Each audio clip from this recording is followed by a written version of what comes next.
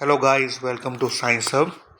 इस वीडियो में हम पढ़ेंगे क्लास 10th के साइंस में केमिस्ट्री के जितने भी एमसीक्यूज़ जो पिछले लास्ट 5 साल से बोर्ड एग्ज़ाम में आए हैं, उन सारे के सारे एमसीक्यूज़ सेट ए, बी और सी से मैं निकाल के लेके आया हूँ। जितने भी केमिस्ट्री के एमसीक्यूज़ हैं जो कि सीजी बोर्ड से हैं, जो सीजी बोर्ड का 10th का पेपर होता है, वहाँ से मैं निकाल के लेके आया हूँ सारे के सारे केमिस्ट्री के MCQs set A B C से। तो आज हम उसी की प्रैक्टिस करेंगे और देखेंगे कैसा टाइप का एमसीक्यू आता है क्लास 10th बोर्ड में। तो और ये अभी क्वार्टरली एग्ज़ाम्स भी होने वाले हैं, तो बेसिकली फोकस होगा ये कि कौन कौन से एमसीक्यूज़ क्वार्टरली एग्ज़ाम में आ सकते हैं, किस टाइप के एमसीक्यूज़। देखते हैं सबसे पहला। तो सबसे पहला एमसीक्यू है कि not a strong acid from the following, इसमें से कौन सा स्ट्रॉन्ग एसिड नहीं है। तो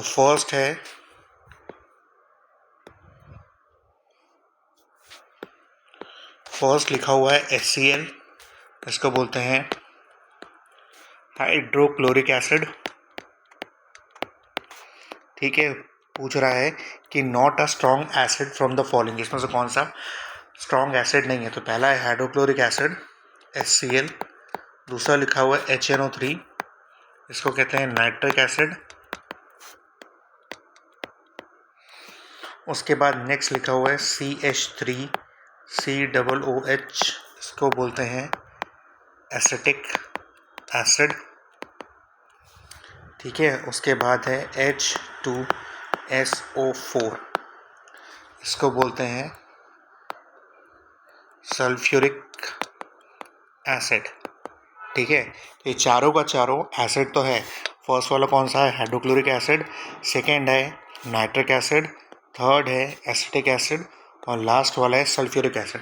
इसमें पूछ रहा है इसमें से कौन सा स्ट्रॉन्ग एसिड नहीं है। तो स्ट्रॉन्ग एसिड क्या होता है, तो बेसिकली स्ट्रॉन्ग एसिड वो एसिड होते हैं जो पानी में घुलने पर कंप्लीटली आयोनाइज हो जाते हैं। ठीक है, जो पानी पर घुलने पर कंप्लीटली आयोनाइज हो जाते हैं, या जैसे हम कह सकते हैं कि वो 100% अपना H+ आयन पानी में घुलने में दे देते हैं, उनको हम क्या बोलते हैं, स्ट्रॉन्ग एसिड। जैसे कि HCl क्या है, हाइड्रोक्लोरिक एसिड। इसको हम पानी में डालेंगे तो H+ के फॉर्म में आयोनाइज हो जाएगा और Cl- के फॉर्म में आयोनाइज हो जाएगा। ठीक है, तो स्ट्रॉन्ग एसिड ऐसे एसिड्स हैं जिनको पानी में घोलने से वो पूरे के पूरे आयोनाइज हो जाते हैं और आयोनाइज होकर क्या निकालते हैं बाहर, H+ आयन। ठीक है, तो जो हाइड्रोक्लोरिक एसिड है वो कैसा है, स्ट्रॉन्ग एसिड है। ठीक है, तो स्ट्रॉन्ग एसिड का एग्जांपल कौन सा है, हाइड्रोक्लोरिक एसिड हो गया, नाइट्रिक एसिड हो गया और सल्फ्यूरिक एसिड हो गया। ये सारे के सारे कैसे हैं, स्ट्रॉन्ग एसिड। ठीक है, हाइड्रोक्लोरिक एसिड भी स्ट्रॉन्ग एसिड है, नाइट्रिक एसिड भी स्ट्रॉन्ग एसिड है, सल्फ्यूरिक एसिड भी स्ट्रॉन्ग एसिड है। तो क्या बच गया, जो बच गया है वो है हमारा एसिटिक एसिड। ठीक है, तो एसिटिक एसिड क्या है, एसिटिक एसिड स्ट्रॉन्ग एसिड नहीं है। एसिटिक एसिड क्या है, वीक एसिड है। वीक एसिड का मतलब कि ये पानी पर घुलने पर कंप्लीटली आयोनाइज नहीं होता। ठीक है, पूरा का पूरा ये आयोनाइज नहीं होता है। ये बनेगा CH3COO- प्लस H+। ठीक है, जो कंप्लीटली आयोनाइज नहीं होते उनको हम क्या बोलते हैं, वीक एसिड। और उसका एग्जांपल क्या है, एसिटिक एसिड। तो इन चारों में से कौन सा स्ट्रॉन्ग एसिड नहीं है, तो वो है हमारा ऑप्शन नंबर सी, जो कि है एसिटिक एसिड। इसको नोट करते जाइए। ठीक है, पेन पेंसिल लेके बैठिए, इसको नोट कीजिए क्योंकि बहुत इंपॉर्टेंट है ये। पढ़ते हैं आगे, इसका स्क्रीनशॉट भी ले सकते हैं आप। तो वही है डेफिनेशन, क्या है,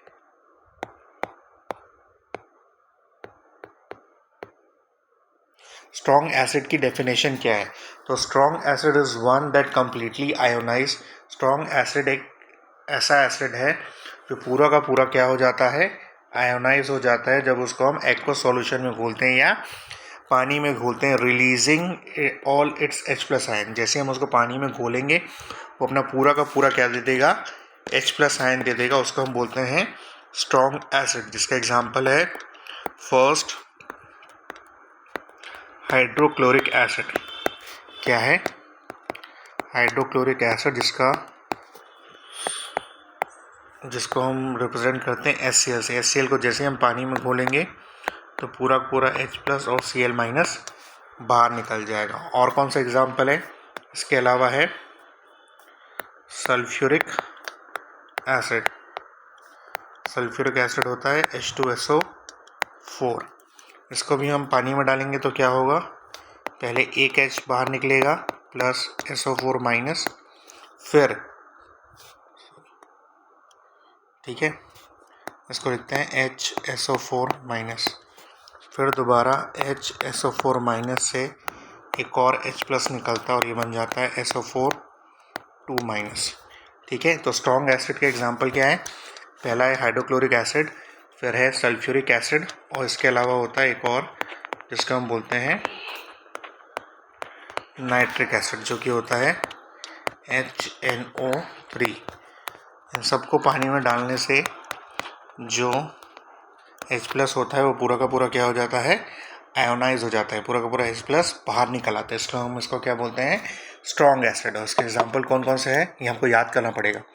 पहला है हाइड्रोक्लोरिक एसिड, फिर है सल्फ्यूरिक एसिड, फिर देन नाइट्रिक एसिड। ये इसके 3 एग्जाम्पल्स हैं जो कि हमारे स्ट्रॉन्ग एसिड होते हैं।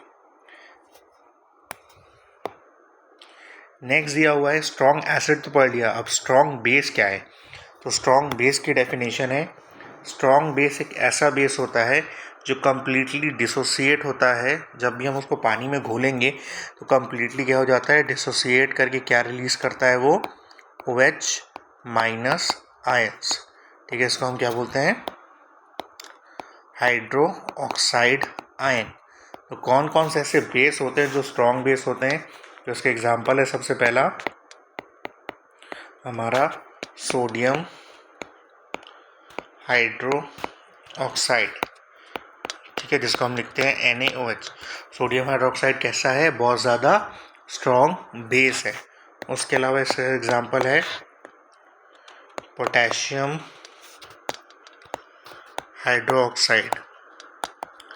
इसका फॉर्मूला होता है KOH। उसके अलावा है कैल्शियम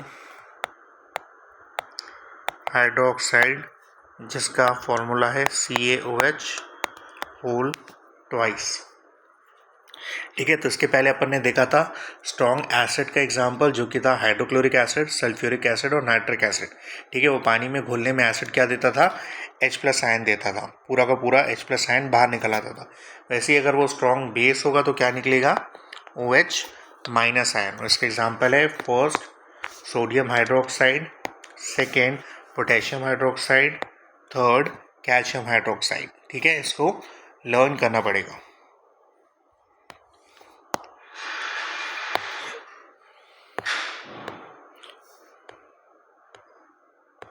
ठीक, नेक्स्ट देखते हैं कि वीक एसिड क्या होता है। तो वीक एसिड हमने पहले पढ़ चुका है कि वीक एसिड क्या है, जो पूरा का पूरा आयोनाइज नहीं होता है, पार्शली आयोनाइज होता है, उसको हम क्या बोलते हैं, वीक एसिड बोलते हैं। वीक एसिड क्या है, जो कंप्लीटली आयोनाइज नहीं होता, जो पार्शली आयोनाइज होता है, उसको हम क्या बोलते हैं, वीक एसिड। तो एग्जाम्पल क्या है वीक एसिड के? ठीक है, तो वीक एसिड कैसे एसिड होते हैं, ऐसे एसिड जो कि पार्शियली आयोनाइज होते हैं सॉल्यूशन में, उनको हम कहते हैं वीक एसिड। जनरली ये रिएक्शन रिवर्सिबल रिएक्शन होती है। ठीक है, रिवर्सिबल रिएक्शन मतलब कि जिसको रिवर्स किया जा सकता है, उसको शो करते हैं ऐसे साइन से कि ये क्या है, रिवर्सिबल रिएक्शन है। और जब इसको पानी में हम घोलेंगे, ठीक है, तो ये टूटेगा CH3CO प्लस H+ आयन में। तो ये कैसा है, ये पार्शियली डिसोसिएट हो रहा है और रिएक्शन कैसा है, रिवर्सिबल है, मतलब दोनों तरफ जा सकता है रिएक्शन। तो क्या क्या एग्जांपल है वीक एसिड के? तो वीक एसिड का सबसे पहले एग्जांपल है एसिटिक एसिड। ठीक है। एसिटिक एसिड जिसका फॉर्मूला होता है CH3COOH। अब एसिटिक एसिड किस में मिलता है? तो एसिटिक एसिड हमको मिलता है विनेगर में। ठीक है, किस में मिलता है एसिटिक एसिड? एसिटिक एसिड हमको विनेगर में मिलता है। जो घर में हम विनेगर यूज़ करते हैं कभी कभी नूडल्स बनाने में या अलग अलग चाइनीज़ फूड बनाने में, जो विनेगर हम डालते हैं उसका फॉर्मूला क्या है? उसको हम क्या कहते हैं? Acetic acid.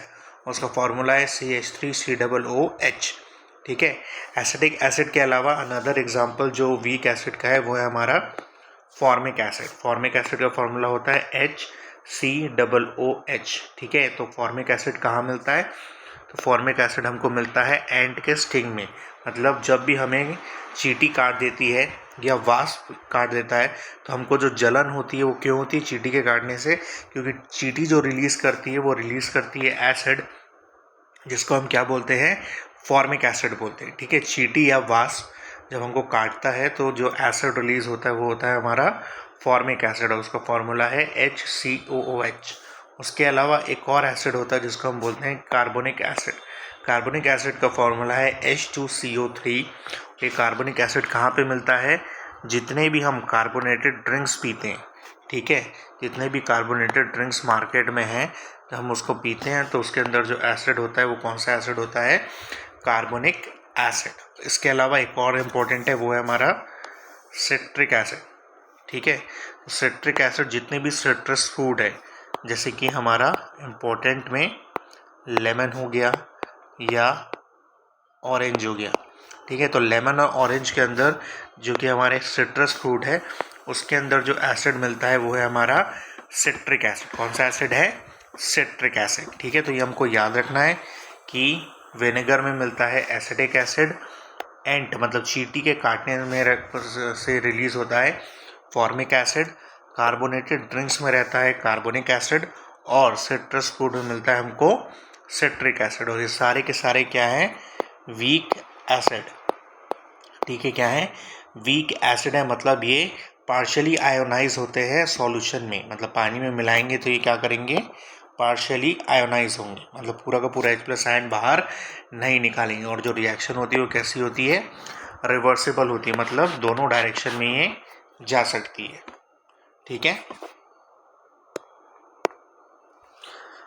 Next question number 2 है। ये क्वेश्चन नंबर 2 पूछ रहा है कि कैल्शियम सिलिकेट क्या है?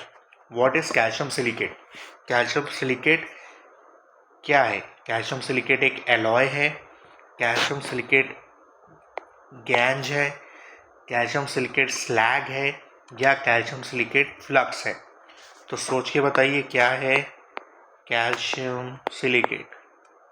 ठीक है, ये मेटल नॉन मेटल वाले चैप्टर का है, मेटल नॉन मेटल या मेटलर्जी वाले चैप्टर से है कि कैल्शियम सिलिकेट क्या होता है। ठीक है, तो कैल्शियम सिलिकेट एलॉय तो नहीं होता। एलॉय क्या है? एलॉय एक होमोजीनियस मिक्सचर होता है। ठीक है, किसका मिक्सचर होता है? होमोजीनियस मिक्सचर होता है, या तो मेटल का मेटल के साथ या मेटल का नॉन मेटल के साथ, जो कि हम करते हैं ताकि मेटल की प्रॉपर्टी को हम और अच्छे से इंक्रीज़ कर सकें।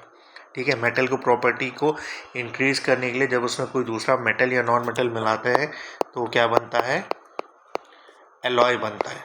ठीक है, तो कैल्शियम सिलिकेट एलॉय नहीं है। सेकेंड है गैंज। गैंज का मतलब होता है जो इम्प्योरिटीज़ हमको ओर के अंदर मिलती है उसको हम बोलते हैं गैंज। तो कैल्शियम सिलिकेट गैंज भी नहीं है। उसके बाद है नेक्स्ट फ्लक्स। फ्लक्स का मतलब क्या होता है? फ्लक्स का मतलब है कि फ्लक्स एक ऐसा सब्सटेंस होता है जो कि ऐड किया जाता है ओर में इम्प्योरिटीज़ को अलग करने के लिए। ठीक है, क्या है फ्लक्स? फ्लक्स एक ऐसा सब्सटेंस है जो कि ऐड किया जाता है, ठीक है, ताकि वो ओर में, ताकि वो किसको निकाल सके? बाहर इम्प्योरिटीज़ को निकाल सके। फ्लक्स का एग्जांपल होता है कैल्शियम कार्बोनेट। ठीक है, अगर हमने ब्लास्ट फर्नेस के बारे में पढ़ा था तो देखा होगा कि ब्लास्ट फर्नेस में हम क्या ऐड करते थे, कैल्शियम कार्बोनेट को ऐड करते थे। ठीक है, आयरन के एक्सट्रैक्शन में किसका यूज़ होता है, कैल्शियम कार्बोनेट का यूज़ होता है, और एक क्या है, ये फ्लक्स है। ठीक है, तो बचा क्या, बचा एक ही चीज़ जिसको बोलते हैं स्लैग। तो स्लैग क्या होता है, स्लैग जो है एक वेस्ट प्रोडक्ट होता है। ठीक है, जो कि दो चीज़ों से बनता है, एक है हमारा इम्प्योरिटीज़ और एक है हमारा फ्लक्स। तो जब इम्प्योरिटीज़ और फ्लक्स मिलते हैं तो ये बनाते हैं स्लैग। क्या बनाते हैं, स्लैग। जैसे कि हम आयरन के एक्सट्रैक्शन में डालते हैं कैल्शियम कार्बोनेट। ठीक है, तो ये जो कैल्शियम कार्बोनेट क्या अभी मैंने बताया, वो एक टाइप का फ्लक्स है। तो कैल्शियम कार्बोनेट को हीट करने से बनाता है CaO और कार्बन डाइऑक्साइड।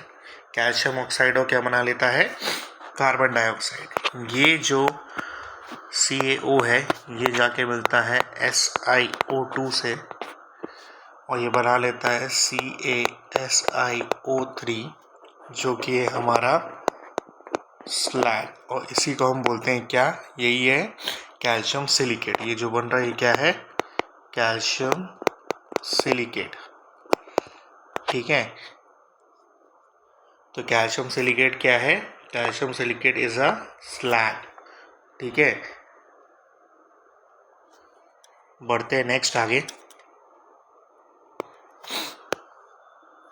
ये वही है कि व्हाट इज स्लैग, स्लैग क्या होता है। और इसके बाद देखते हैं हम नेक्स्ट क्वेश्चन। नेक्स्ट क्वेश्चन है कि modern periodic table is establish by, किसने मॉडर्न पीरियोडिक टेबल एस्टेब्लिश किया, तो साइंटिस्ट का नाम पूछ रहा है।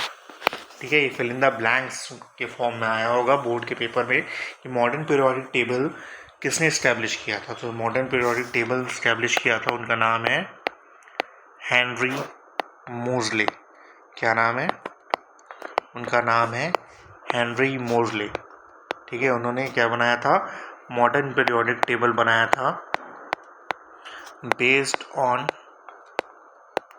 किस पे बेस्ड था वो, एटॉमिक नंबर पे।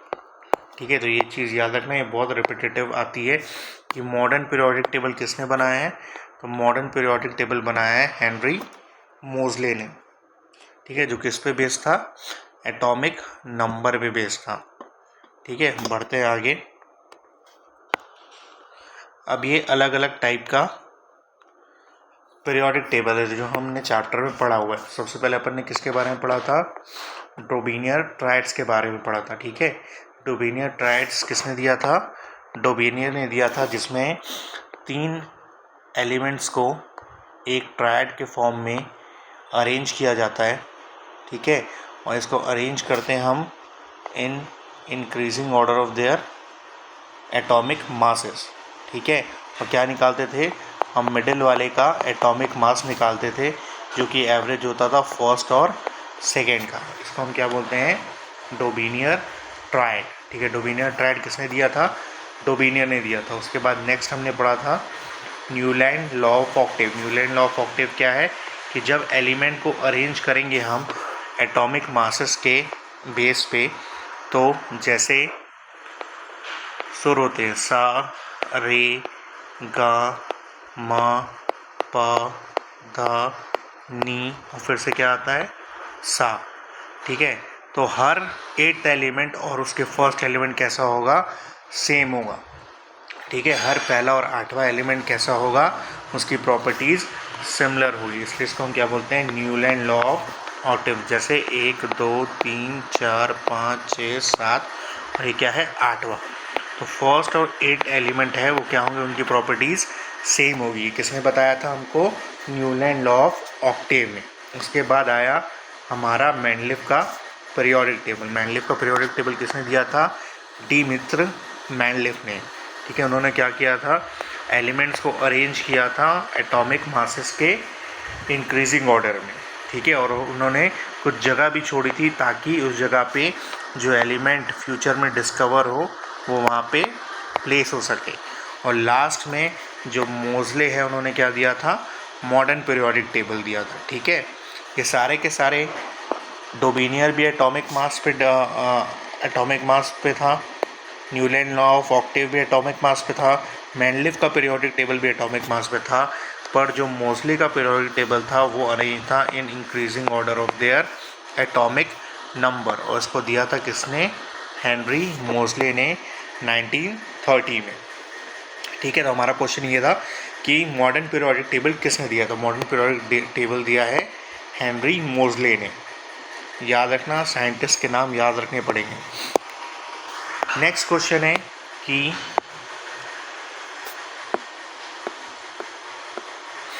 By the reaction of granular zinc, ठीक है, with hydrochloric acid dash gas is obtained. जब हम जिंक की रिएक्शन जो कि ग्रेन्स की फॉर्म में है करवा रहे हैं हाइड्रोक्लोरिक एसिड से, तो क्या बनेगा। ठीक है, ये तो बहुत इजी है।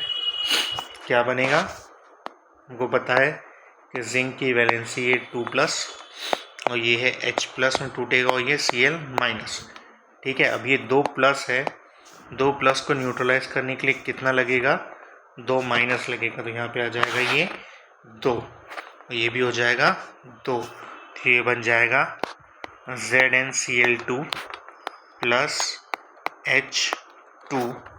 ठीक है, जो कि क्या होगा, गैस के फॉर्म में, बबल के फॉर्म में बाहर निकल जाएगा। तो रिएक्शन कैसी होगी, जिंक S मतलब सॉलिड 2HCl जो कि एक्वस फॉर्म में है, ये रिएक्शन करेगा तो बनाएगा ZnCl2 जिंक क्लोराइड प्लस कौन सा गैस निकलेगा, बबल के फॉर्म में हाइड्रोजन गैस बाहर निकलेगा।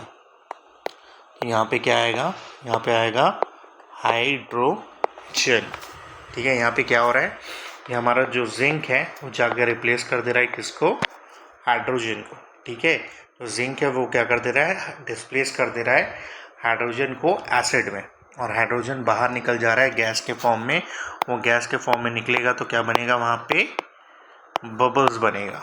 ठीक है, बढ़ते हैं आगे, देखते हैं नेक्स्ट। ये वही दिया हुआ है कि क्या रिएक्शन हो रहा है, चाहो तो उसका स्क्रीनशॉट ले सकते हो। देखते हैं अगला क्वेश्चन। अगला क्वेश्चन है कि what is the formula of hematite. जो हेमेटाइट है उसका फॉर्मूला पूछा गया है, फिल इन द ब्लैंक्स में। सबसे पहले हेमेटाइट क्या है, तो हेमेटाइट है हमारा ओर। ठीक है, क्या है, एक टाइप का ओर है।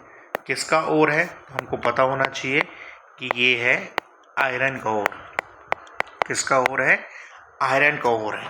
और हेमेटाइट का फॉर्मूला होता है Fe2O3। ठीक है, हेमेटाइट क्या है, आयरन का ओर है। ठीक है, तो आयरन का ओर है, एक ओर है जिसका नाम है हेमेटाइट। ठीक है, हेमेटाइट क्या है, आयरन का ओर है और जिसका फॉर्मूला है Fe2O3। ओर क्या होता है, तो ओर बेसिकली क्या है, ओर एक मिनरल है। ठीक है, ओर क्या है, मिनरल है जिसमें उस मेटल का बहुत हाई परसेंटेज प्रेजेंट रहता है। ठीक है, ओर क्या है, ओर एक टाइप का मिनरल है जिसके अंदर किसी मेटल का, किसी पर्टिकुलर मेटल का बहुत ज़्यादा प्रेजेंस है हाई परसेंटेज में, और हम उस मेटल को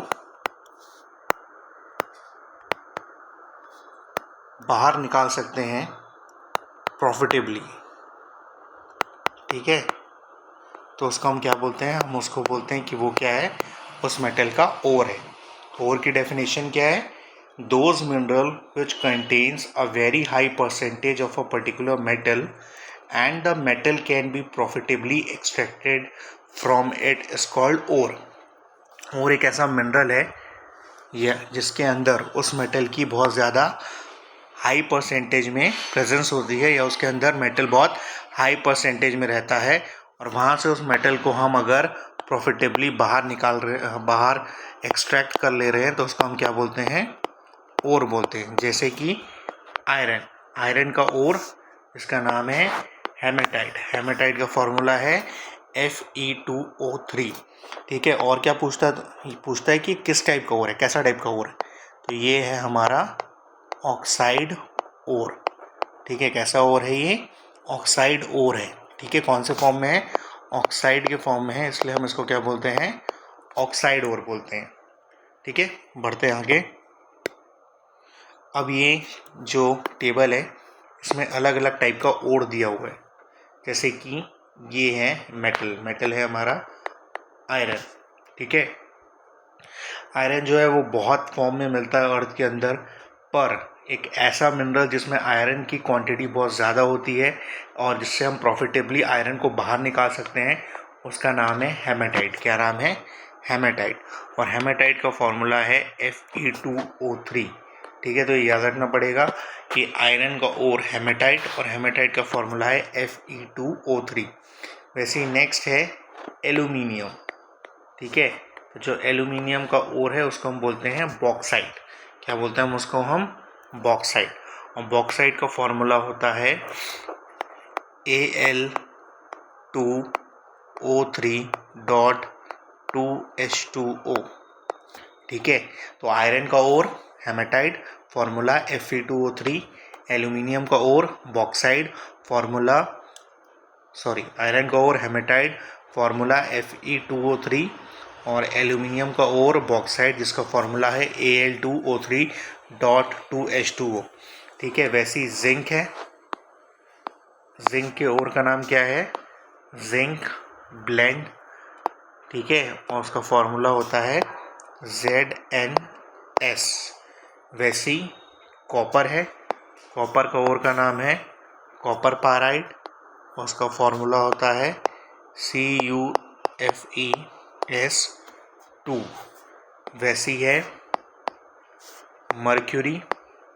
ठीक है, मर्क्यूरी के ओर का नाम क्या है, सिनेबार, और सिनेबार का फॉर्मूला होता है HgS। वैसी होता है मैग्नीज, मैग्नीज के ओर का नाम है पायरोल्यूसाइड। ठीक है, और पायरोल्यूसाइड का फॉर्मूला है MnO2। मेन इंपॉर्टेंट जो एग्ज़ाम में पूछा जाता है वो है आयरन का, याद रखना है हेमेटाइट Fe2O3। दूसरा होता है एल्यूमिनियम का जो कि है बॉक्साइट Al2O3.2H2O। ठीक है, ये पढ़ना क्यों इम्पोर्टेंट है देखते हैं आगे ये। ठीक है, नेक्स्ट क्वेश्चन है कि element placed in group 0 are called. ठीक है, तो एलिमेंट जो कि 0 ग्रुप में प्रेजेंट होते हैं उनको हम क्या बोलते हैं। ठीक है, हमने जो मॉडर्न पीरियोडिक टेबल देखा है, जो मॉडर्न पीरियोडिक टेबल है, ठीक है, जिसे दिया था किसने,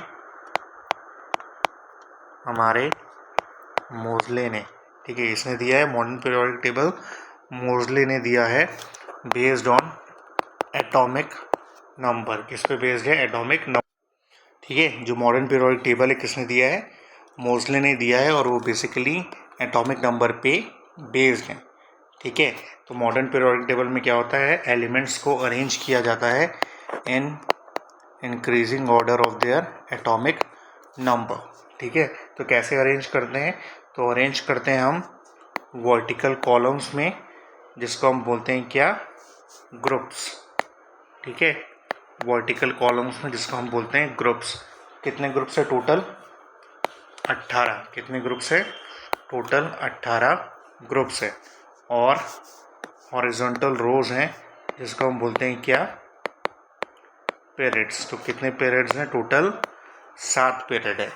तो हमारा ये जो 0 ग्रुप है वो कहाँ पे आता है, तो हमारा जो 0 ग्रुप है वो एक्सट्रीम राइट साइड में आता है। ठीक है, एक्सट्रीम राइट साइड पे जो लास्ट हमारा वर्टिकल कॉलम होता है जिसको हम बोलते हैं ग्रुप नंबर 18। जो ग्रुप नंबर 18 होता है जिसको हम नोबल गैसेस भी बोलते हैं, जो नोबल गैसेस हैं ग्रुप नंबर 18 में, वही हमारी क्या है, उन्हीं को हम ज़ीरो ग्रुप भी बोलते हैं। ठीक है, जो नोबल गैसेस होती हैं जो ग्रुप नंबर 18 में प्रेजेंट है उन्हीं को हम क्या बोलते हैं, नोबल गैसेस बोलते हैं। तो element placed in zero group are known as, क्या बोल देंगे उसको हम, उनको हम बोलते हैं नोबल गैसेस। ठीक है, इसी को एक और चीज़ बोला जाता है जिसको हम बोलते हैं रेयर गैसेस। ठीक है, कहाँ पे है, ज़ीरो ग्रुप, या इसी को हम बोलते हैं ग्रुप नंबर 18। कंफ्यूज मत होना। ठीक है, क्या है ग्रुप नंबर 18 या ज़ीरो ग्रुप, एक ही नाम है किसका, हमारे नोबल गैसेस का। ठीक है,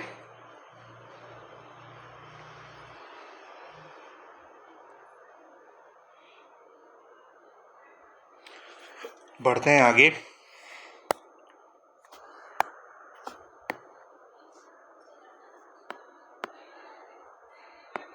ठीक है, तो ये क्या है, देखो ये है ज़ीरो ग्रुप एलिमेंट जिसको हम क्या बोलते हैं, ग्रुप 18 भी बोलते हैं। ठीक है, तो जो ज़ीरो ग्रुप एलिमेंट है वो सारे के सारे क्या बोलते हैं, हम उसको ग्रुप 18 एलिमेंट भी बोलते हैं। और वो सारे के सारे कैसे हैं, नोबल गैसेस। वो सारी गैसेस जो ग्रुप नंबर 18 में मिलती हैं उनको हम क्या बोलते हैं, नोबल गैसेस। तो कौन कौन सी गैसेस है जो हमको ग्रुप 18 या ज़ीरो ग्रुप में मिलेगी, तो फर्स्ट है हमारा हीलियम, फिर है नियॉन, फिर है आर्गॉन, फिर है क्रिप्टॉन, फिर है जेनॉन, फिर है रेडॉन, उसके बाद है ऑर्गेसनॉन। ठीक है, पर हमको इतनी याद करने की ज़रूरत नहीं है, हमको सिर्फ टॉप के 4 याद करें। तो फर्स्ट है हमारा हीलियम, उसके बाद है नियॉन, फिर है आर्गॉन, और उसके बाद है क्रिप्टॉन। ठीक है, ये सारे के सारे क्या हैं, ग्रुप 18 के एलिमेंट्स है। ग्रुप 18 या जिसको हम ज़ीरो ग्रुप भी बोलते हैं, या इसको हम रेयर गैस भी बोलते हैं।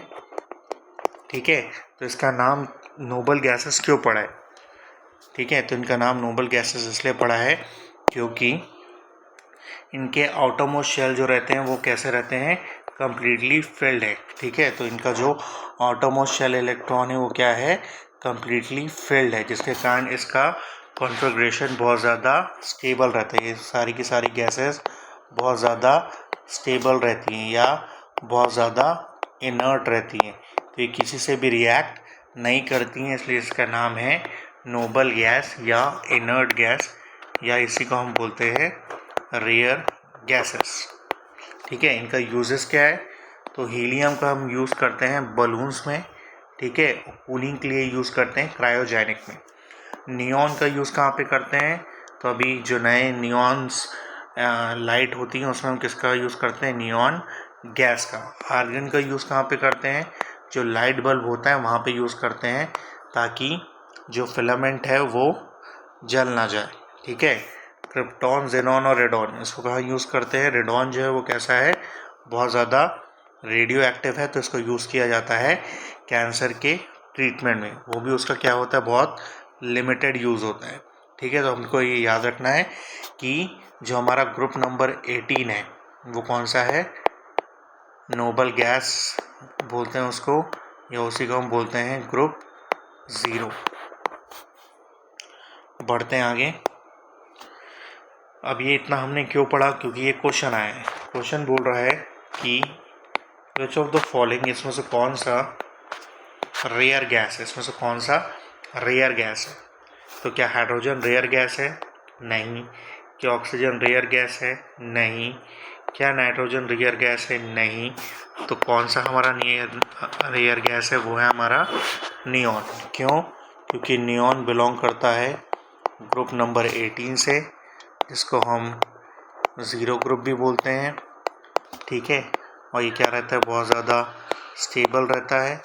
क्यों स्टेबल रहता है, क्योंकि इसका स्टेबल इलेक्ट्रॉनिक कॉन्फ़िगरेशन है। ठीक है, इसके जो आउटर मोस्ट शेल है वो पूरे के पूरे फिल्ड है। ठीक है, ये बहुत ज़्यादा क्या है, इनर्ट है। तो इतनी सारी चीज़ें हमने इसके बारे में सीखी। बढ़ते हैं आगे। नेक्स्ट है हमारा pH value of neutral solution, कि जो हमारा न्यूट्रल सॉल्यूशन है उसका पीएच क्या होता है। ठीक है, तो क्वेश्चन है what is the pH of neutral solution.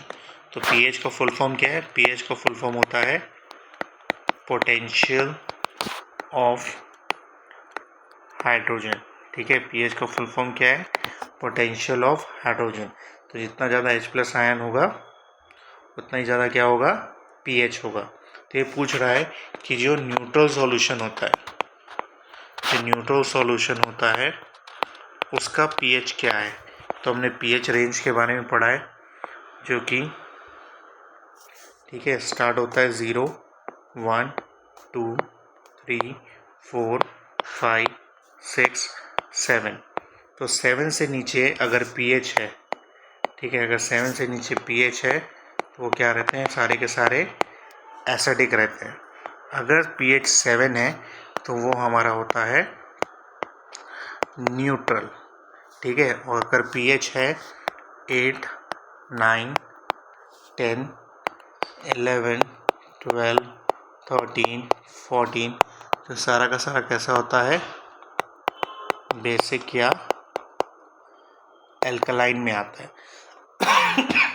तो पीएच में हमको ये याद रखना है कि अगर पीएच है 7 तो वो है न्यूट्रल सॉल्यूशन, पीएच है अगर 7 से कम तो वो है एसिडिक। ठीक है, अगर पीएच है 0, 1, 2 तो बहुत हाईली एसिडिक है, और अगर 5, 6 है तो वो लेस एसिडिक है। ठीक है, और अगर 7 से ज़्यादा है तो वो क्या होगा? वो बेसिक होगा। ठीक है, या एल्कलाइन होगा। तो पीएच में हमको याद रखना है कि पीएच अगर 7 है, 7 क्या है? Centre point. अगर वो 7 है तो वो होगा न्यूट्रल। ठीक है, 7 से कम तो एसिडिक, 7 से ज़्यादा तो वो एल्कलाइन। अब ये पूछ रहा है कि न्यूट्रल सॉल्यूशन का पीएच क्या होता है। तो क्या होगा न्यूट्रल सॉल्यूशन का पीएच? तो अगर 1 है तो 1 का मतलब वो 7 से कम मतलब एसिडिक हो गया, 0 मतलब एसिडिक हो गया, 14 मतलब 7 से ज़्यादा मतलब बेसिक या एल्कलाइन हो गया, तो बचा क्या? 7। तो न्यूट्रल सॉल्यूशन का पीएच कितना होता है? 7। तो ऑप्शन नंबर डी हमारा करेक्ट आंसर है। ठीक है, पीएच का हम यूज़ क्यों करते हैं? पीएच का हम यूज़ करते हैं कि एसिड और बेस की स्ट्रेंथ पता करने के लिए। ठीक है, उसका फुल फॉर्म होता है पोटेंशियल ऑफ हाइड्रोजन। यहाँ पे लिखा है वही चीज़ कि पीएच का मतलब क्या है। तो पीएच का मतलब है पोटेंशियल ऑफ हाइड्रोजन। ठीक है, कि हाइड्रोजन की क्या पोटेंशियल है वही कहलाती है पीएच।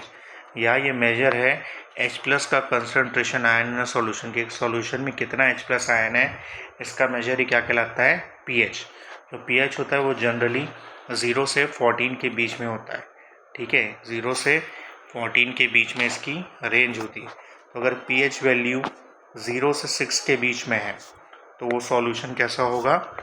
एसिडिक होगा। ठीक है, ये याद रखना है कि अगर पीएच 0 से 6 के बीच में है, 7 से कम है तो वो एसिडिक है। अगर वो 7 है तो उसको हम बोलते हैं न्यूट्रल, जो कि हमारा प्योर वाटर का होता है। ठीक है, जो प्योर वाटर है उसका पीएच होता है 7। अगर 7 से कम है तो वो होगा एसिडिक, और अगर 7 से ज़्यादा है 8 और 14, 8 से 14 के बीच में है तो वो सॉल्यूशन होगा बेसिक या एल्कलाइन। ये बहुत इम्पोर्टेंट है, इसको याद करना पड़ेगा। ठीक है, 7 क्या है? मिड पॉइंट है। ठीक है, 7 से अगर कम है तो वो है सारे के सारे एसिडिक, 7 से ज़्यादा है तो वो सारे के सारे क्या है? बेसिक और एल्कलाइन। ठीक है, 7 मतलब वो न्यूट्रल है, और न्यूट्रल किसका होता है? प्योर वाटर का होता है। किसका होता है? प्योर वाटर का होता है। ठीक है, बढ़ते हैं आगे। अभी पूछ रहा है कि फॉर्मूला ऑफ बॉक्साइट ओर। ठीक है, इसके पहले अपन ने ओर के बारे में पढ़ा है, कुछ टाइम पहले ही ओर के बारे में पढ़ा है। अभी पूछ रहा है कि बॉक्साइट ओर किसका फॉर्मूला है। तो अगर आपने नोट्स बनाए होंगे तो उसे पलट के देखिए। अभी हमने कुछ देर पहले ही पढ़ा है कि बॉक्साइट किसका ओर है।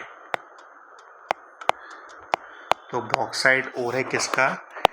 एल्यूमिनियम का। उसका फॉर्मूला है Al2O3.2H2O। ठीक है, अगर आप प्रॉपरली नोट्स बनाएंगे जो आपको यहाँ पे बताया जा रहा है तो आपको प्रॉब्लम नहीं होगी किसी भी क्वेश्चन को करने के लिए। ठीक है, इसीलिए इतना एलाबोरेट करके, इतना एक्सपैंड करके चीज़ों को समझाया जा रहा है। तो बॉक्साइट किसका ओर है? एल्यूमिनियम का ओर है। किसका ओर है? एल्यूमिनियम का ओर है। और इसका फॉर्मूला है Al2O3.2H2O। ठीक है, ये कैसा टाइप का ओर है? तो ये भी एक ऑक्साइड ओर है। कैसा ओर है? ऑक्साइड ओर है। ठीक है, तो कौन सा ओर किसका है ये याद करना पड़ेगा। जैसे आयरन का ओर था हेमेटाइट। क्या था? आयरन का ओर हेमेटाइट। Formula Fe2O3। ठीक है, तो ये याद करना पड़ेगा कि किसका फॉर्मूला क्या है। ये है haematite.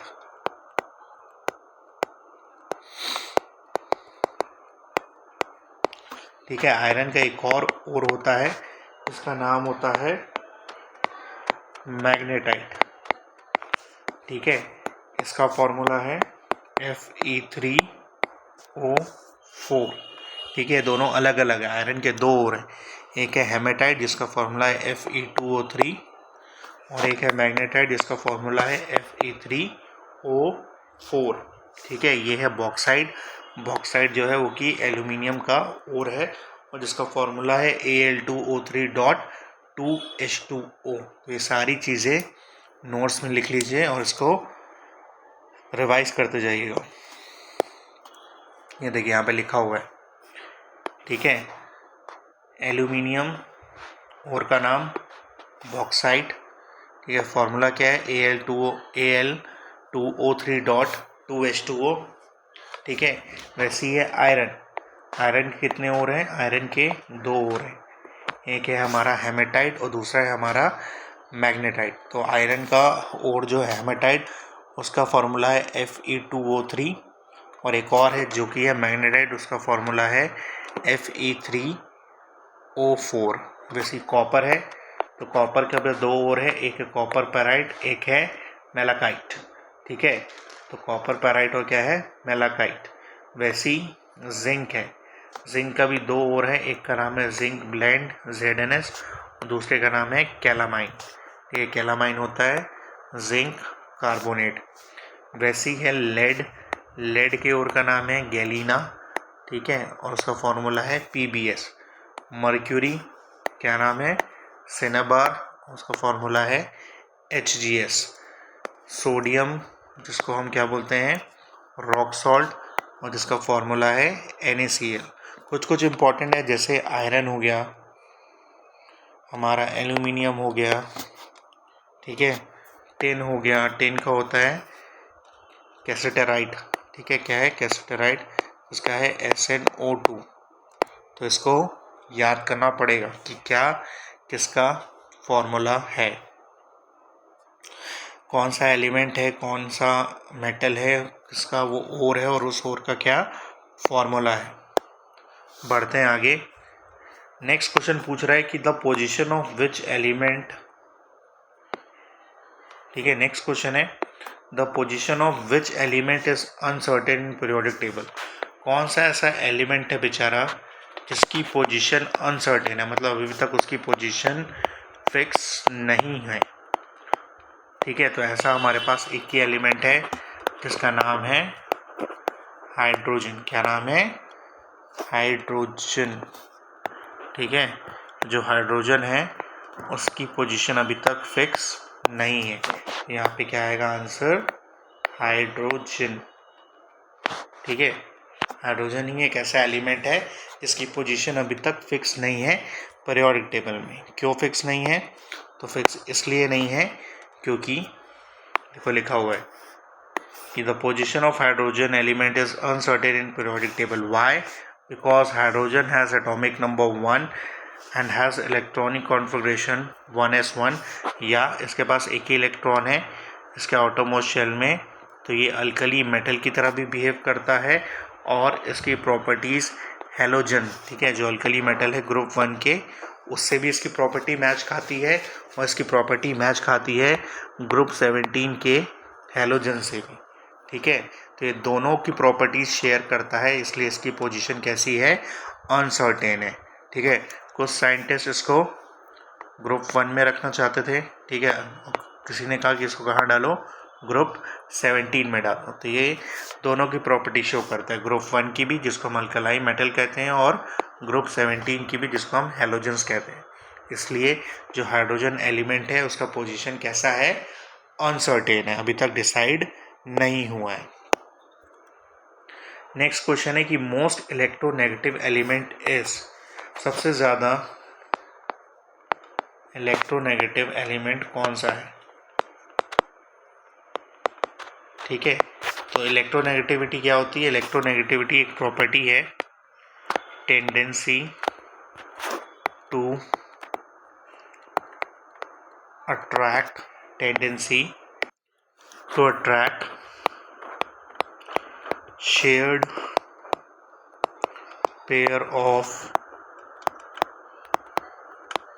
Electrons is known as electronegativity, ठीक है। इलेक्ट्रोनेगेटिविटी क्या है, टेंडेंसी है कि अपनी तरफ किसको खींचना, शेयर्ड पेयर ऑफ इलेक्ट्रॉन को खींचना, उस टेंडेंसी को बोलते हैं इलेक्ट्रोनेगेटिविटी। तो ये पूछ रहा है सबसे ज़्यादा इलेक्ट्रोनेगेटिव एलिमेंट कौन सा है, सबसे ज़्यादा इलेक्ट्रोनेगेटिव एलिमेंट है हमारा फ्लोरीन। कौन सा है, फ्लोरीन, कौन सा है हमारा फ्लोरीन, ठीक है। तो सबसे ज़्यादा इलेक्ट्रोनेगेटिव है हमारा फ्लोरीन, क्योंकि हमारे हैलोजन ग्रुप से बिलोंग करता है। कौन से ग्रुप से बिलोंग करता है, हैलोजन ग्रुप से बिलोंग करता है, जो कि हमारा group number 17, fluorine, chlorine, bromine, iodine वाले ग्रुप से, ठीक है, जिसमें सबसे ज़्यादा इलेक्ट्रोनेगेटिव कौन सा होता है, हमारा फ्लोरीन, ठीक है।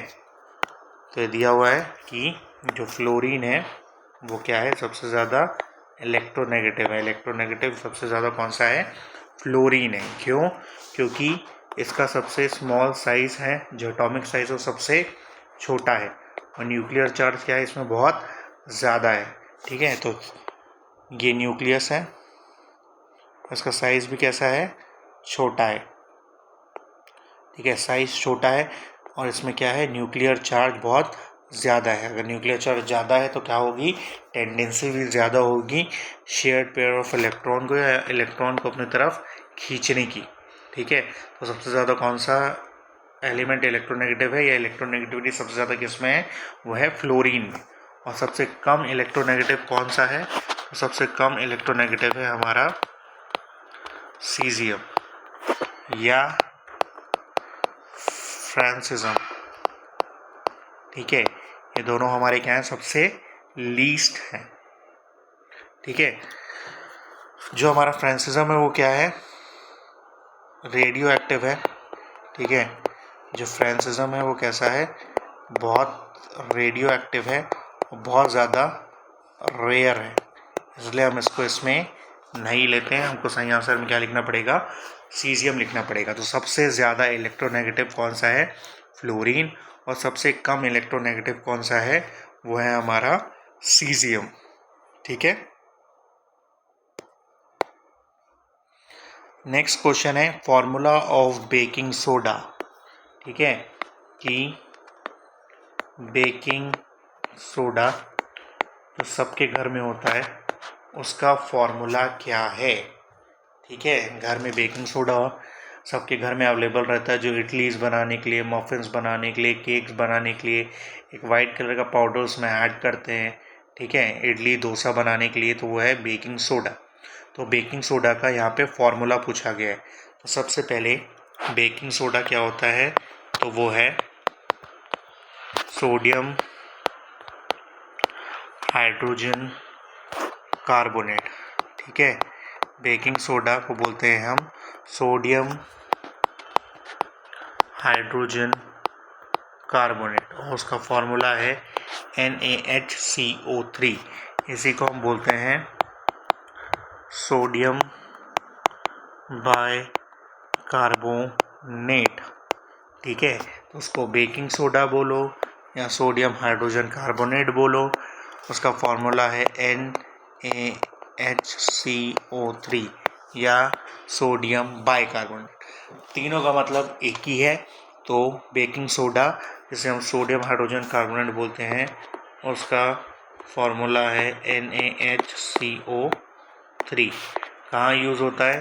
ये बेसिकली यूज़ होता है केक और मफिन्स बनाने में। जो उसका स्पॉन्जीनेस होता है, पफीनेस होता है, वो बेसिकली बेकिंग सोडा ऐड करने से आता है। कभी कभी घर में हम इसको इडली और डोसा बनाने में भी यूज़ करते हैं। ठीक है, पहले पुराने ज़माने में इसको एसिडिटी ठीक करने के लिए भी यूज़ किया जाता था, पर ये इतना इफेक्टिव नहीं था। ठीक है, तो वो क्या है इसका फॉर्मूला? NaHCO3, जिसे हम बोलते हैं सोडियम हाइड्रोजन कार्बोनेट या सोडियम बाइकार्बोनेट। ये दिया हुआ है कि बेकिंग सोडा, ठीक है, ये क्या है? इसका कॉमन नेम है। जो कॉमनली हम घर पे थोड़ी बोलेंगे कि इसमें सोडियम हाइड्रोजन कार्बोनेट डाल देते हैं केक बनाने के लिए। ठीक है, तो इसका कॉमन नेम क्या है? इसका कॉमन नेम है बेकिंग सोडा। इसका केमिकल नेम क्या है? इसका केमिकल नेम है सोडियम हाइड्रोजन कार्बोनेट। क्या है? Sodium hydrogen carbonate. ठीक है, उसका केमिकल फार्मूला क्या है? तो केमिकल फार्मूला है NaHCO3। ठीक है, और इसका नाम क्या है? एक और नाम है इसका, जिसको हम बोलते हैं सोडियम बाइकार्बोनेट। इसका नेचर कैसा है? ये लिखा है कि माइल्डली एल्कलाइन नेचर का है। ठीक है, कैसा नेचर है इसका? तो माइल्ड, एकदम माइल्ड, मतलब हल्का सा एल्कलाइन है। ठीक है, तो ये चीज़ बहुत इंपॉर्टेंट है, एग्ज़ाम में क्वेश्चन के फॉर्म में भी आई है। नेक्स्ट क्वेश्चन है the pH value of acid rain is. ठीक है, pH वैल्यू अपन ने अभी पढ़ा। pH वैल्यू एसिड रेन का क्या होता है? तो pH value basically acid rain का होता है लेस देन 7 से कम, या स्पेसिफिक लिखना है तो लिख सकते हैं 5.6। ठीक है, जो एसिड रेन होता है, जो अम्ल वर्षा होती है, उसका pH कैसा होता है? 7 से कम होता है, क्योंकि 7 मतलब ये हो गया हमारा न्यूट्रल। ठीक है, न्यूट्रल किसका अपन ने पढ़ा अभी? प्योर वाटर का क्या है? न्यूट्रल रहता है pH। 7 से जैसे ही कम होगा 1 2 3 4 5 6, ये सारा का सारा होगा एसिडिक। ठीक है, और 7 से जैसे ही ज़्यादा होगा 14 तक, तो ये क्या होता है? बेसिक या एल्कलाइन।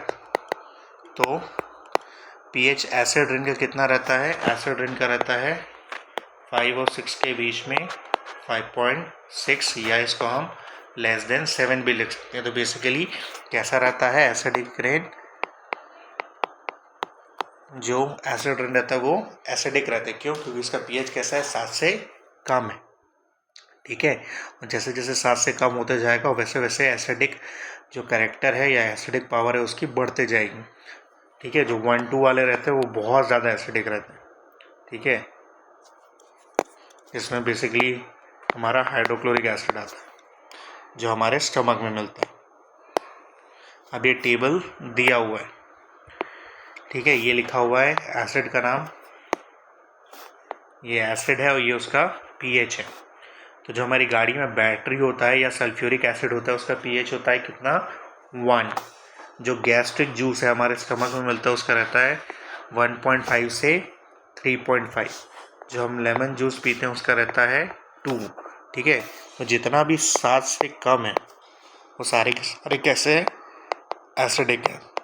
और जितना भी 7 से ज़्यादा होगा 7 से 14 के बीच में, ठीक है, वो पूरा कैसा होगा? बेसिक या एल्कलाइन। ठीक है, तो जैसे विनेगर हो गया उसका कितना है? 3। ऑरेंज जूस हो गया उसका कितना है? 3.5 से 4 के बीच में। रेन वाटर नॉर्मल कितना है? 5.6। अभी अपन ने देखा क्या लिखा है, वो कौन सा था? वो नॉर्मल नहीं, वो कौन सा है? एसिड रेन है। अगर वो एसिड रेन है तो उसका क्या होगा? Less than 5.6। ठीक है, प्योर वाटर है तो 7 और वो होगा न्यूट्रल। जो हमारा ब्लड है उसका रहता है कितना 7.4। जो बेकिंग सोडा रहता है उसका कितना रहता है 8 से 9 के बीच में। जो हम टूथपेस्ट यूज़ करते हैं उसका कितना रहता है 8। जो सोप सॉल्यूशन हम यूज़ करते हैं उसका कितना रहता है 9 से 10। तो हमको ये याद रखना पड़ेगा कि प्योर वाटर का 7 है, एसिड रेन का लेस देन 5.6, ब्लड का 7.4। ठीक है, यही सब पूछता है, इंपॉर्टेंट यही 2-3 है।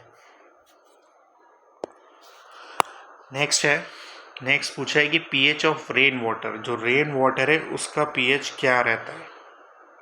ठीक है, तो जो पीएच है रेन वाटर का अभी अपन ने देखा है, पीछे लिखा हुआ है कि पीएच क्या है रेन वाटर का। जो रेन वाटर अगर नॉर्मल रेन वाटर है तो उसका पीएच कितना होता है 5.6। ठीक है, तो इसको हम क्या लिख सकते हैं कि इसका पीएच कितना है। ठीक है, रेन वाटर का हम क्या लिख सकते हैं, पीएच ऑफ रेन वाटर में हम लिख सकते हैं लेस देन 7, या इसको हम लिख सकते हैं स्पेसिफिकली 5.6। पढ़ते हैं आगे। नेक्स्ट क्वेश्चन है नाइट्रिक एसिड। ठीक है, नाइट्रिक एसिड का पीएच कितना होता है। ठीक है, तो नाइट्रिक एसिड का पीएच जो रहता है वो रहता है, ठीक है, जो नाइट्रिक एसिड है उसका पीएच रहता है अप्रोक्सीमेटली 3.01। ठीक है, या लेस देन 7 लिख सकते हो और ब्रैकेट में लिख सकते हो 3। ठीक है, कितना रहता है पीएच नाइट्रिक एसिड का 3। तो ये बहुत ज़्यादा क्या रहता है एसिडिक रहता है। क्या रहता है, बहुत ज़्यादा एसिडिक रहता है। फॉर्मूला क्या है नाइट्रिक एसिड का HNO3। बढ़ते हैं आगे। लिखा हुआ है पीएच ऑफ न्यूट्रल सॉल्यूशन। अब तो ये तो बहुत इजी हो गया है, अब पीएच के बारे में इतना जान लिया है कि अब तो ये बहुत इजी हो गया है। तो 1 मिनट सोचो इसका आंसर क्या हो सकता है, बताओ। पीएच ऑफ न्यूट्रल सॉल्यूशन, जो न्यूट्रल सॉल्यूशन है उसका पीएच क्या होगा पूछ रहा है।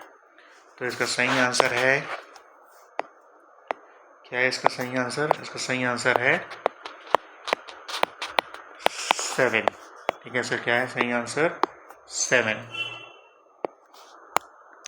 नेक्स्ट क्वेश्चन है कि एप्पल कंटेन्स विच एसिड। जो हम एप्पल खाते हैं तो एप्पल के अंदर कौन सा एसिड हमको मिलता है। ठीक है, हमको ये बताना है कि एप्पल के अंदर हमको कौन सा एसिड मिलता है। तो कौन सा एसिड होता है एप्पल के अंदर, ये बहुत इंपॉर्टेंट क्वेश्चन है कि एप्पल के अंदर कौन सा एसिड होता है। किस किस को पता है एप्पल के अंदर कौन सा एसिड होता है। ठीक है, तो एप्पल के अंदर जो एसिड होता है उसका नाम है मैलिक एसिड।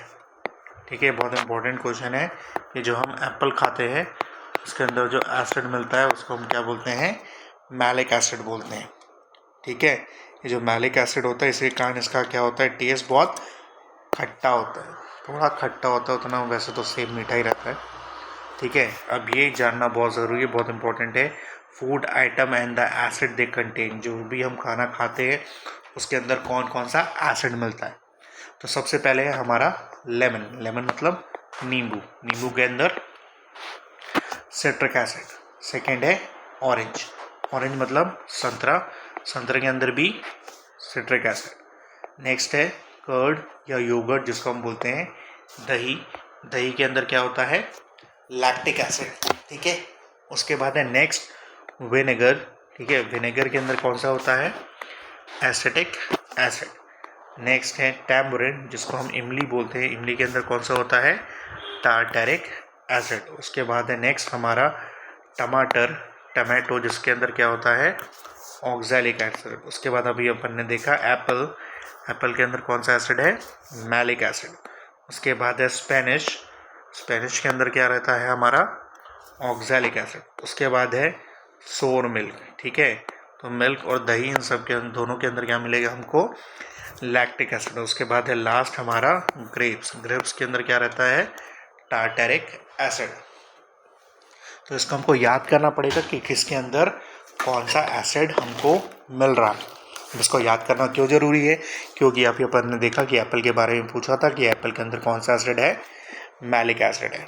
ठीक है, अगर हम इसको कॉपी में लिख लो, इसको याद कर लेना। क्यों? क्योंकि बहुत सारे क्वेश्चन इससे रिलेटेड आए हैं बोर्ड में, जैसे कि ये है, ये दिया हुआ है कि टोमेटो कंटेन्स विच एसिड। अभी अपन ने पिछली वाली साइड में देखा है कि टोमेटो में कौन सा एसिड होता है। तो कहाँ है मेरा टोमेटो? ये है हमारा टोमेटो। टोमेटो के अंदर कौन सा एसिड है? टोमेटो के अंदर है हमारा ऑक्सैलिक एसिड। तो इसका आंसर हम क्या लिखेंगे कि जो हमारा टोमेटो है उसके अंदर कौन सा एसिड है? तो उसके अंदर जो एसिड है उसका नाम है ऑक्सैलिक एसिड। ठीक है, इसलिए वो टेबल बहुत ज़्यादा इम्पॉर्टेंट है। नेक्स्ट देखते हैं। नेक्स्ट लिखा हुआ है कि tamarind contains which acid. Tamarind का मतलब होता है हमारा इमली। ठीक है, तो टैमरिन के अंदर कौन सा एसिड है? तो टैमरिन के अंदर जो एसिड है उसका नाम क्या है? Tartaric acid. तो बहुत इंपॉर्टेंट टेबल है, इसको याद करना बहुत ज़रूरी है। तो टैमरिन कंटेन्स विच एसिड, तो जो हमारा टैमरिन है, जो हमारी इमली है, उसके अंदर हमको मिलता है टार्टेरिक एसिड। कौन सा एसिड मिल रहा है? टार्टेरिक एसिड मिल रहा है। नेक्स्ट क्वेश्चन है NH4OH क्या है? जो हमारा NH4OH है वो क्या है? ये एसिड है, बेस है या एल्कलाई है? ठीक है, एल्कलाई में भी क्या है? स्ट्रॉन्ग एल्कलाई है, वीक एल्कलाई है? स्ट्रॉन्ग एल्कलाई है कि वीक एल्कलाई? तो NH4OH हमको पता है कि एसिड नहीं है, ये क्या है? एल्कलाई है। और एल्कलाई में भी कौन सा एल्कलाई है? Weak alkali. तो यहाँ पे क्या आएगा? NH4OH क्या है? Weak alkali. नेक्स्ट क्वेश्चन है कि